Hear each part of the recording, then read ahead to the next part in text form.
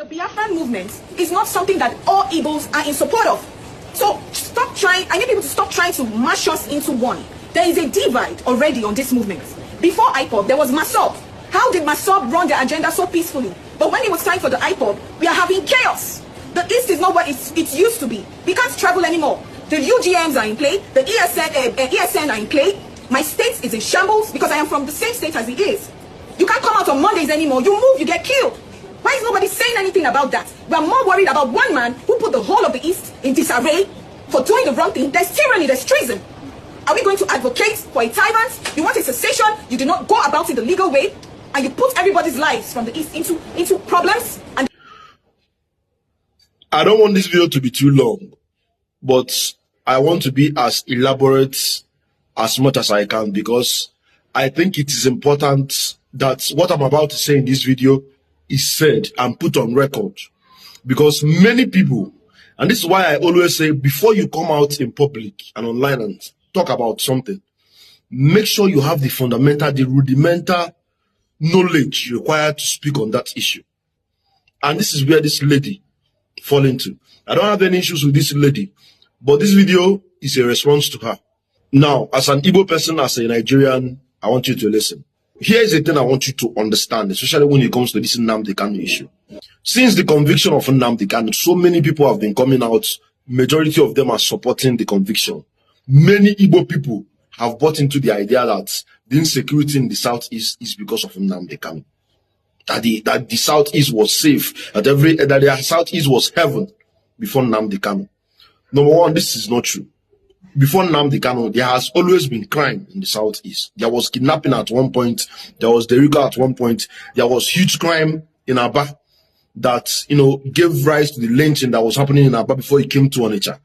But then with the resurgence of the Biafran issue led by Nnamdi Kanu, there was an uptick in violence. But was Nnamdi Kanu the cause? That is the question that I'm going to answer in this video. Another false claim that this lady made in her video is that she said that when MASOB started, that MASOB was peaceful. I was a little boy when MASOB was, was the big thing, was raining everywhere. And from my little knowledge and from the people that, we are well grown at that time, the discussions I had with them, MASOB was never that peaceful. But what you will say is that they were never this big compared to what IPOB is today. But MASOB was never peaceful. I remember my brother at some point was going to write WAEC, and I remember what MASOB people did to him. MASOB was never peaceful. I'm not going to go into details. Now let's talk about IPOB and Nnamdi Kanu. I myself, I can remember waiting for admission in 2014. That was the first time I heard about Radio Biafra. You understand? Because at that time, I didn't have smartphone.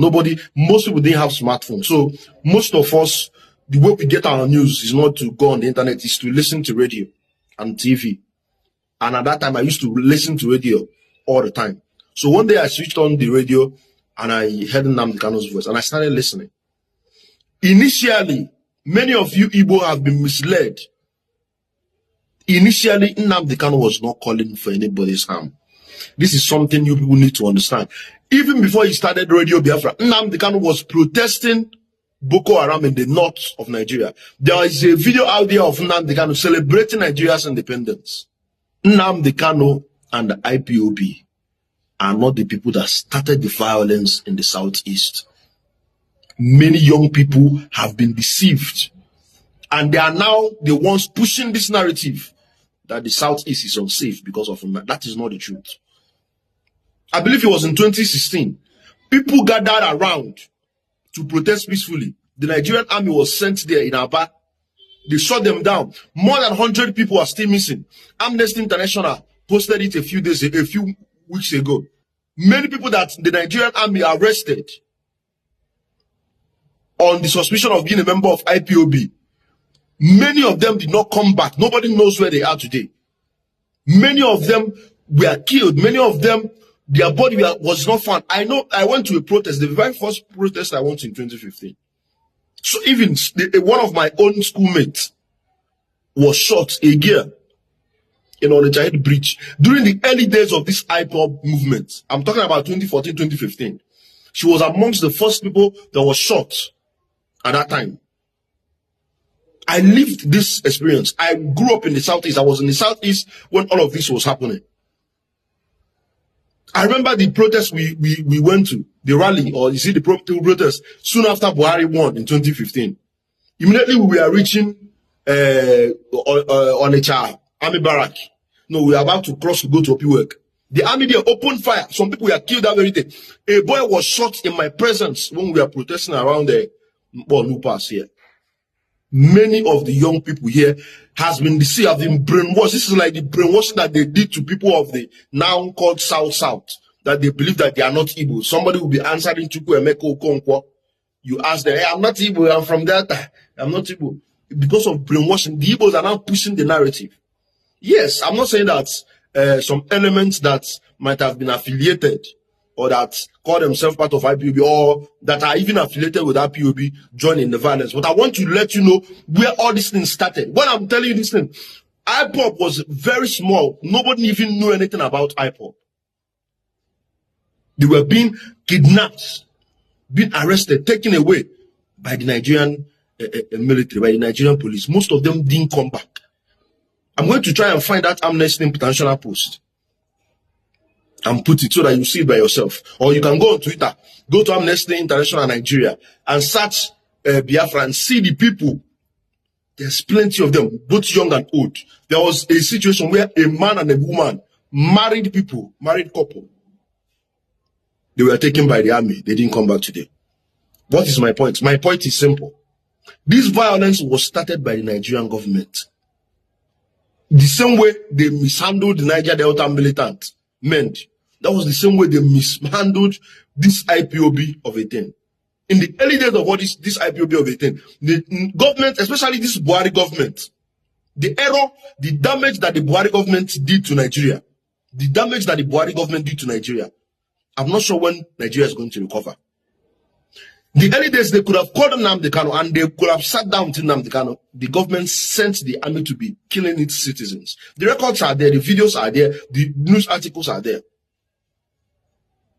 So as an Igbo, stop buying into the narrative that Nnamdi Kanu is the reason why violence has erupted in the Southeast. Violence erupted before Nnamdi Kanu. When Nnamdi Kanu was released on bail, he was at his house. The army went there, killed a lot of people just to arrest him. See, so there are some videos I'll be watching online, especially young Igbo people saying some kind of things.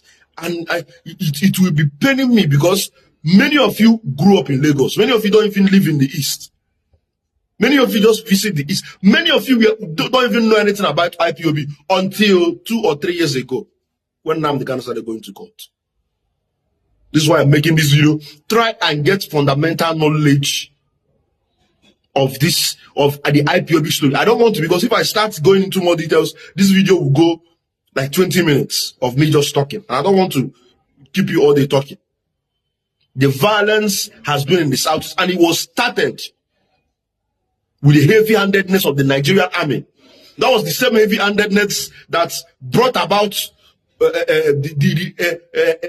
exacerbation of Boko Haram. That was the same heavy-handedness that made men to become a violent militant group. This is the same heavy-handedness that they took against IPOB. It was all this killing that made Nnamdi Kanu very angry and furious. He decided to arm his people so that his people will defend themselves, so that they will not be killed all the time. You go to protest, Nigerian army, no weapon. Everybody will be holding placard. They will just open fire.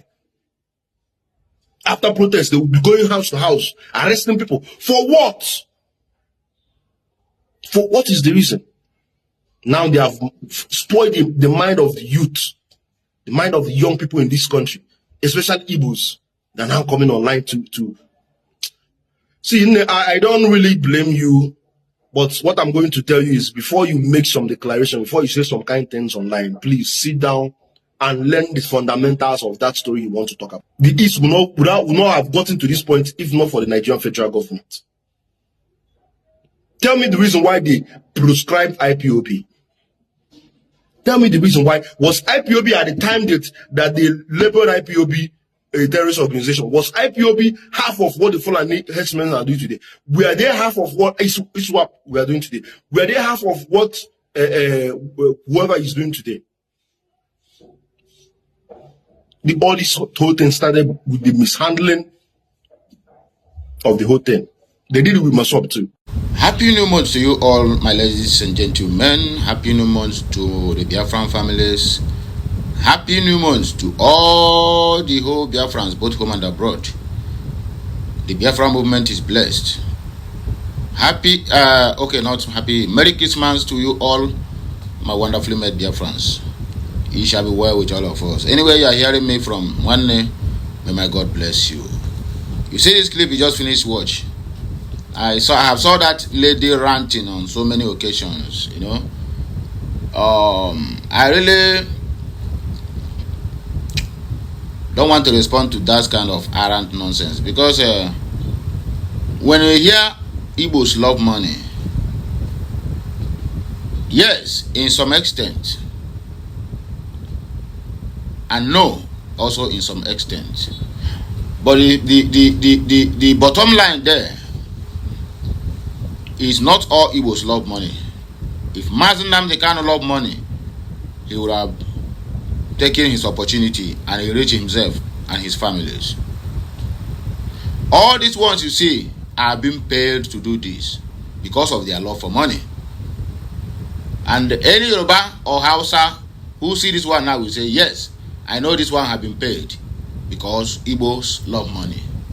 You see how where that phrase always enter, because Igbos love money. How can you come out and tell us that Nnamdi Kanu are the reason why people died in the southeast?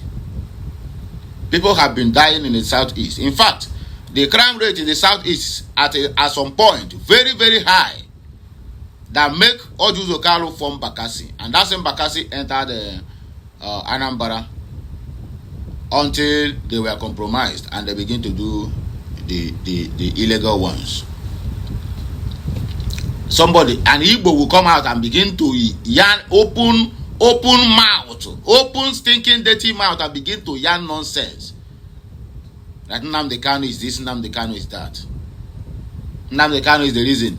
If you notice on that video, she say, I'm very sure that idiot is not an Igbo.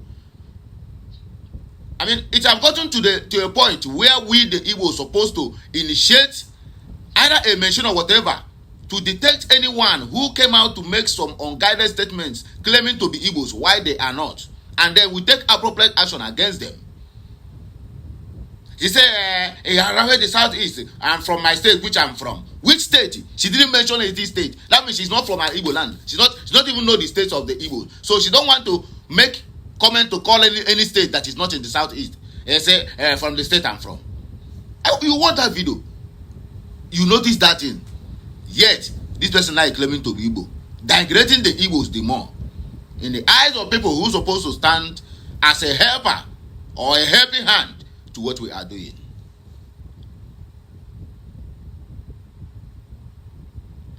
We have gotten to that point. Unless we do something to stop all this nonsense, we will not stop. Because a Yoruba woman that look like an Igbo, maybe being fathered by an Igbo or being fathered by a Yoruba, you tell me you are not an Igbo. You are mixed blood. And then a little history you hear, or a little propaganda you heard from some idiots and some miscreants, you use it as a point to argue or to spill nonsense. Nnamdi Kanu killed people. Nnamdi Kanu killed people. The same government, this IPO, even say, let us take it this way. Zoo government are the one who make IPOB to be known globally. They are the one that advertise IPOB for free of charge. Because the videos and clips of every activities of IPOB is out there. Peaceful protection without not even a stick, a banner, and a picture of Nnamdi Kanu or whatever. You will send armies with live bullets of AK-47. They will begin to honor live people. And the more you do that, you couldn't even protect their bushes. the Fulanis are everywhere in their bushes. Then Nnamdi Kanu look at this and said, you are killing me while protesting, and also Fulanis are killing my family and other ones inside the bush and raping them mercilessly. Then we have to create a security outfit to make sure that at least if we cannot take charge of the road, let us take charge of our bushes, because these people always operate through the bush. And that is how ESN, or rather, that was how ESN came in place. Because of the killings. Nigerian government are killing us on the roads when we are protesting. And the one that remains go back to their homes. Then these morons will come from the bush and then from our forests and then begin to rape them also. The ones they rape, the ones they kill, the one they mutilated, the one they massacred, the one they beheaded. And then you tell me you are an Igbo, you come out to defend this rubbish. If that lady is an Igbo, her generation is cursed in Igbo land from this day onwards. If you believe on this cause, her generation is cursed and also casted out of an Igbo land. We don't support evil, yes, but don't just come out and begin to make unguided statements on things you know nothing about. The politicians who are killing in the southeast have already come out and tell you on so many occasions that IPOB have no hands in what is happening in Imo State. It is just because of their own personal interests and these political fights. They are causing all this insecurity. If you don't know it today, any single killing in Imo State have nothing to do with IPOB. We are here to debunk that rat spewing nonsense from her mouth.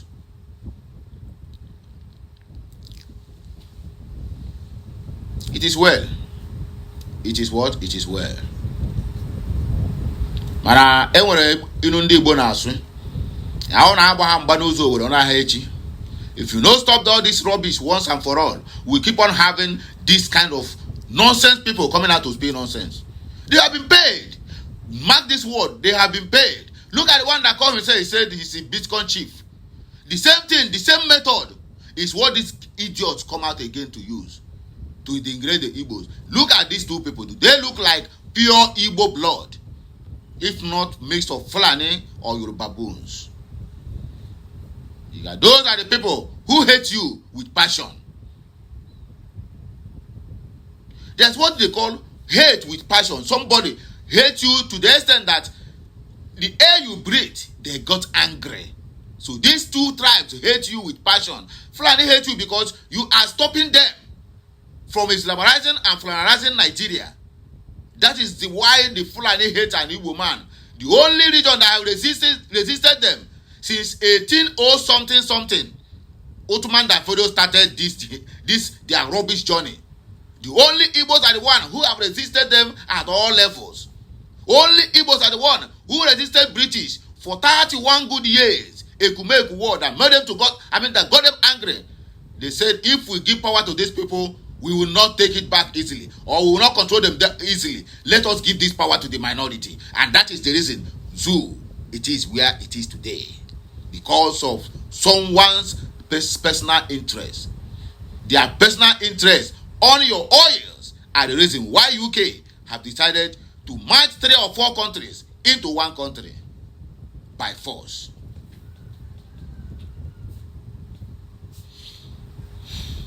And then somebody is coming out to tell me the Zoo are recruiting terrorists, putting them into the military and police, sending them to southeast. Yet you people claim Nnamdi Kanu is killing with few armies. While every 100-meter pole in Biafra land, you have one checkpoint, either police, NSCDC, Navy, or Army. Yet, behind their back is kidnappers' den, where they are storing people they kidnapped. And once they murdered, they dig a deep there, what do you call it? Pit, and then dump their bodies inside there.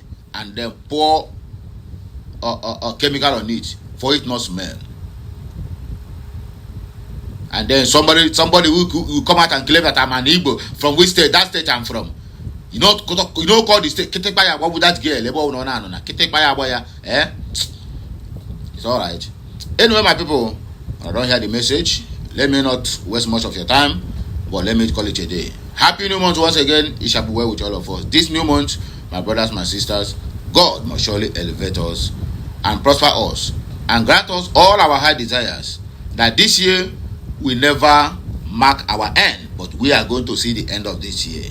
If you believe on this prayer, my brother, without chiliakana we hallelujah, and type at the comment section, you say or amen, whichever one you will choose. So have a nice day.